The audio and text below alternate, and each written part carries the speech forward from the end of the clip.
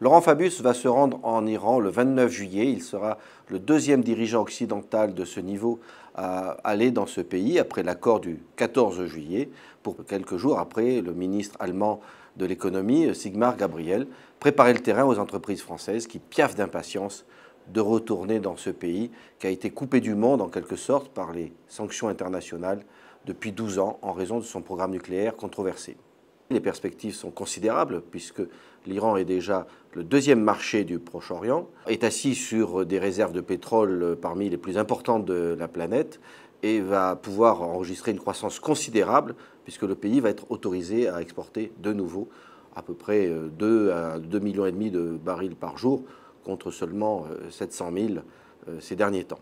En quelque sorte, l'Iran est le dernier grand marché émergent relativement vierge, relativement inoccupé par les grandes entreprises internationales qui vont se ruer dans les mois qui viennent pour s'implanter et vendre à une classe moyenne iranienne impatiente de consommer des produits de tout ordre, automobiles, électroménagers, agroalimentaires, grande distribution, produits bancaires, assurances, tout est à faire dans ce pays, y compris la reconstruction des infrastructures de transport dans l'aérien ou dans le pétrole.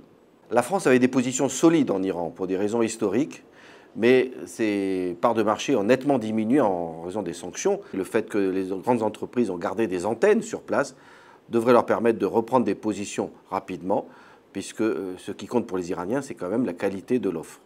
La levée des sanctions est un événement historique, ou du moins très important sur le plan économique, puisque l'Iran est un pays de 78 millions d'habitants qui avait des actifs gelés en Occident d'une valeur de 100 à 140 milliards de dollars, suivant les sources.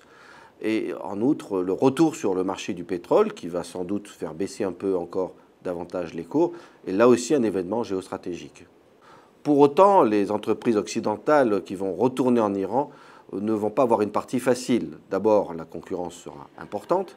En outre, elles vont retourner dans un pays où la bureaucratie, la corruption, l'arbitraire est non négligeable. Les sanctions vont être levées par étapes, donc l'Iran ne pourra pas payer ses fournisseurs si rapidement que cela, il faudra plusieurs mois. Et le dernier point aussi, c'est que les sanctions doivent être levées avec le feu vert du Congrès américain qui a 60 jours pour se prononcer. Un feu vert a priori facile à acquérir, à condition que les sénateurs démocrates n'écoutent pas les faucons et ne votent pas contre le projet du président Barack Obama. Dernière menace pour les investisseurs occidentaux qui rentreront en Iran, la possibilité que les sanctions soient rétablies automatiquement, ce qu'on appelle la clause du snapback dans l'accord du 14 juillet, au cas où l'Iran serait pris comme en train de tricher. Le snapback est une des clauses principales de l'accord du 14 juillet, qui est le moins mauvais que l'on pouvait imaginer, sauf à lancer une guerre contre l'Iran. Très positif pour les Occidentaux, puisqu'il gèle le programme nucléaire iranien pendant 10 ans. En contrepartie, ils ont dû faire des concessions, puisque l'Iran est ce qu'on appelle maintenant un pays du seuil, c'est-à-dire un pays qui peut acquérir l'arme nucléaire en 1 an à peu près. L'accord a toutefois 2 talons d'Achille du point de vue occidental. Le premier, c'est que certains sites militaires ne peuvent être inspectés qu'au prix d'une procédure assez compliquée qui donne quelques dizaines de jours aux Iraniens pour éventuellement maquiller des travaux suspects ou cacher du matériel.